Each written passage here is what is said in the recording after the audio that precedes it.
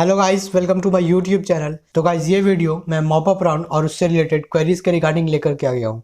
काफ़ी स्टूडेंट्स का डाउट था कि मॉप अप राउंड में कौन कौन से स्टूडेंट जो है जो कि एलिजिबल है और कौन कौन से स्टूडेंट्स नॉन एलिजिबल रहेंगे।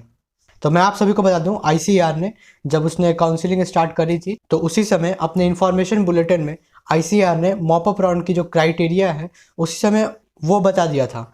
तो मैं उसी का एक स्क्रीनशॉट आप सभी के साथ शेयर करूंगा। लगभग उसमें 10 पॉइंट्स हैं, तो मैं कोशिश करूंगा कि आप सभी को जल्दी से मैं रीड करके समझा दूं और वीडियो को लास्ट तक दिखिएगा ताकि आप सभी को पूरा इन्फॉर्मेशन मिले। ऐसा ना हो कि आप स्किप करें कुछ पार्ट और आपकी क्वेरी सॉल्व ना हो। वीडियो पसंद आएगा तो मेरे इस वीडियो को लाइक जरूर कीजिएगा, चैनल को सब्सक्राइब कीजिएगा और कमेंट सेक्शन में अपना क्वेरी बताना मत भूलिएगा। तो बिना देरी के हम लोग वीडियो को स्टार्ट करते हैं। Specific instructions for mop up round. First point देख लेते हैं। No upgradation will be permitted in the mop up final round of counselling. मतलब आप मॉपअप राउंड में अपग्रेड नहीं कर सकते हैं। आपको जो यूनिवर्सिटी मॉपअप राउंड में अलॉट होगी आपको वहीं पे पढ़ना है।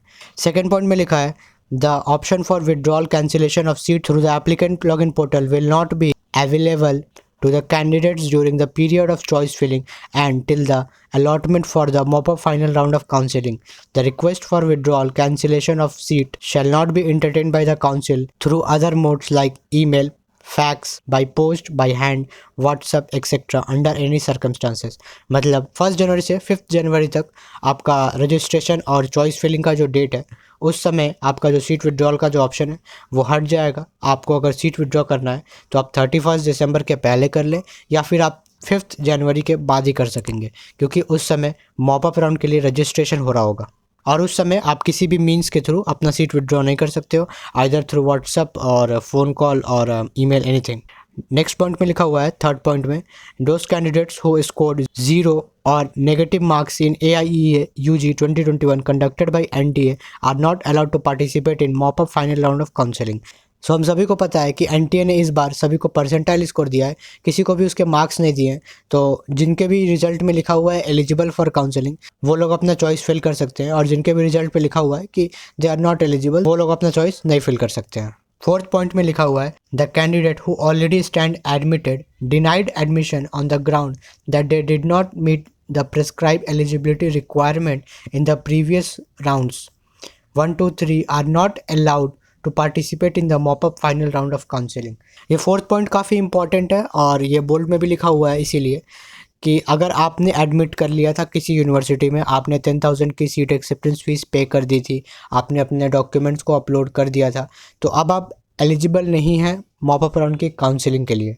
ये तो हो गया एडमिटेड वाला केस। दूसरा जो केस है वो डिनाइड का केस है।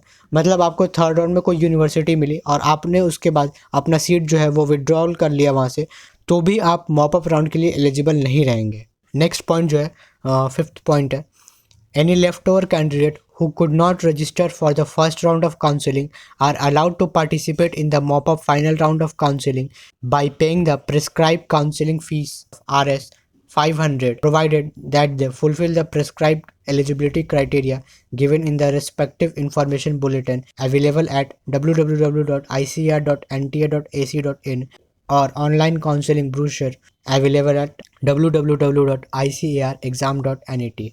तो पॉइंट नंबर 1 to 4 में बताया कि कौन कौन से कैंडिडेट जो हैं जो कि आईसीआर मॉपअप राउंड काउंसलिंग के लिए एलिजिबल नहीं है, और पॉइंट नंबर 5 से लेकर के 8 या 9 पॉइंट तक ये बताया है कि कौन कौन से कैंडिडेट्स हैं जो कि अब एलिजिबल है आईसीआर की मॉपअप राउंड काउंसलिंग के लिए। अब इंडिविजुअली अब इस पॉइंट का बात कर लेते हैं। तो इस पॉइंट में लिखा हुआ है कि अगर किसी कैंडिडेट का रजिस्ट्रेशन छूट गया था आईसीआर के राउंड 1 के जो पहले, उस कैंडिडेट ने 500 की रजिस्ट्रेशन फ़ीस पे नहीं की थी और वो अब काउंसलिंग में पार्टिसिपेट करना चाहता है, तो वो भी अब कर सकता है आईसीआर के पोर्टल पे रजिस्टर करके 500 की फ़ीस को पे करके।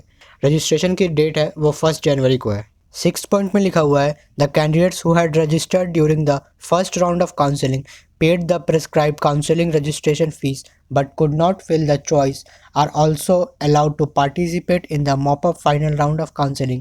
They are however exempted from paying the counseling registration fees। मतलब अगर किसी कैंडिडेट ने उस समय 500 की रजिस्ट्रेशन फ़ीस पे कर दी थी और बाय सम रीजंस उसने अपना चॉइस फिल नहीं किया था, तो उसे कोई यूनिवर्सिटी अलॉट नहीं हुई, तो मॉपअप राउंड में वो कैंडिडेट भी एलिजिबल है जिसने अपना चॉइस फिल नहीं किया और उसे कोई यूनिवर्सिटी अलॉट नहीं हुई। लास्ट लाइन में इसमें यही लिखा है कि उसे 500 की जो फ़ीस है वो दोबारा से पे नहीं करनी पड़ेगी। उसने जो राउंड 1 के समय ही जो पे की थी फ़ीस, वही फ़ीस मॉप अप राउंड में ट्रांसफ़र हो जाएगी और उसे बस अपनी चॉइसेस को फिल करना है। 7th पॉइंट में लिखा है the candidates who had registered during the first round of counselling paid the prescribed counselling registration fee, filled the choices and were allotted seats but could not upload their documents for verification by the universities slash pay the seat acceptance fees for admission due to any reason are allowed to participate in mop-up final round of counseling.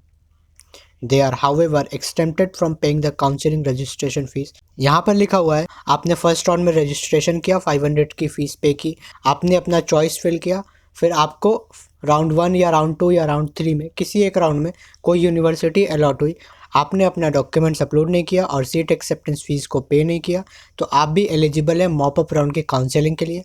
आपको भी दोबारा से 500 की registration fees जो counselling की है वो पे करने की ज़रूरत नहीं है।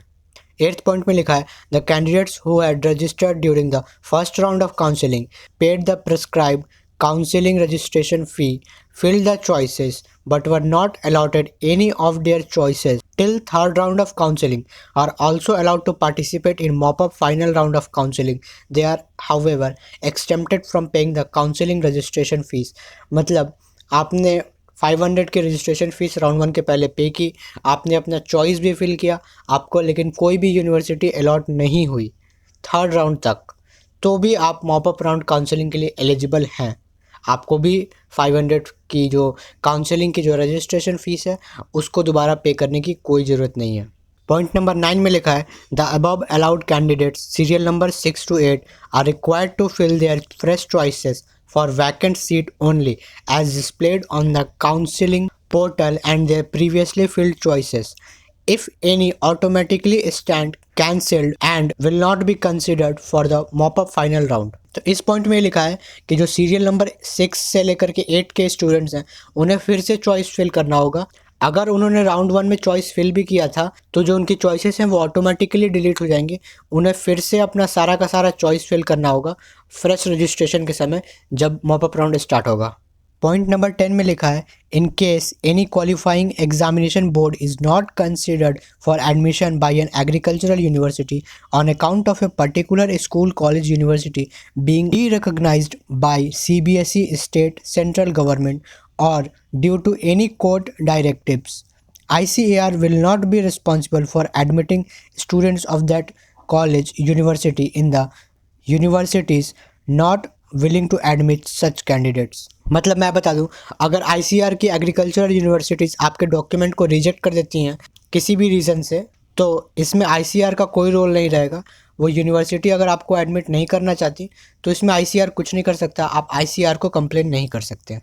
मॉप-अप राउंड की जो स्टार्टिंग डेट है वो 1 जनवरी 2022 है, तो वहाँ पर आप सभी को फ्रेश रजिस्ट्रेशन का मौका फिर से मिलेगा, फ्रेश चॉइस फिलिंग का मौका फिर से मिलेगा।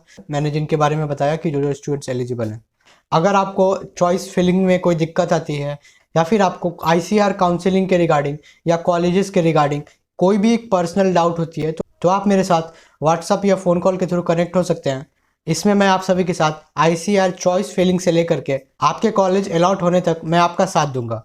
काफ़ी स्टूडेंट्स को कॉलेजेस के रिगार्डिंग डाउट होती है कि कौन कौन से सब्जेक्ट्स पढ़ने होते हैं, क्या नीट की प्रिपरेशन उसके साथ कर सकते हैं, तो कैसे करें। तो सारे डाउट्स आप मुझसे कॉल पे बात करके या व्हाट्सअप पे चैट करके आप सॉल्व कर सकते हैं, या फिर अगर आप यूट्यूब पे कमेंट करते हैं तो मैं आप सभी के कमेंट का पर्सनल रिप्लाई करता हूँ। मेरी कोशिश हमेशा ऐसी ही रहती है कि मैं लगभग सारे स्टूडेंट्स के कमेंट का रिप्लाई करूँ और सबकी मैं जो क्वेरी है वो सॉल्व कर लूँ। तो आप अपने कंफर्ट के अनुसार देख लीजिए। अगर आप मेरे से कॉल पे या व्हाट्सएप पे कनेक्ट होना चाहते हैं तो उसके लिए आगे की जो प्रोसेस है वो मैं आपको एक्सप्लेन कर देता हूँ, या फिर अगर आप यूट्यूब के कमेंट सेक्शन में मेरे से डाउट पूछने के लिए कंफर्टेबल है तो कोई दिक्कत नहीं है, मैं आपके डाउट्स यहाँ पर भी सॉल्व कर दूँगा। बात कर लेते हैं कि आपको अब कैसे कनेक्ट होना है। डिस्क्रिप्शन में मैंने एक गूगल फॉर्म का लिंक दिया है, आपको उस गूगल फॉर्म को फिल करना है। उसमें जो जो रिक्वायरमेंट्स हैं, अपना व्हाट्सअप नंबर, अपना नेम, आपकी ICAR UG की रैंक और आपकी ICAR UG की परसेंटाइल और भी जो डिटेल्स उसमें दिया हुआ है उसको आपको फिल करना है। और इस पूरे का चार्ज मैंने 299 रुपीज़ रखा हुआ है। डिस्क्रिप्शन में मैं अपना UPI ID भी शेयर करूंगा। उसके बाद आप सभी को पेमेंट का जो स्क्रीनशॉट है वो अपलोड करना है गूगल फॉर्म में, और मैं आप सभी को व्हाट्सअप या फ़ोन कॉल के थ्रू कनेक्ट कर लूँगा 1-2 दिन के अंदर में ही। मिलते हैं अगले वीडियो में, तब तक के लिए stay safe, stay healthy. Thank you so much guys.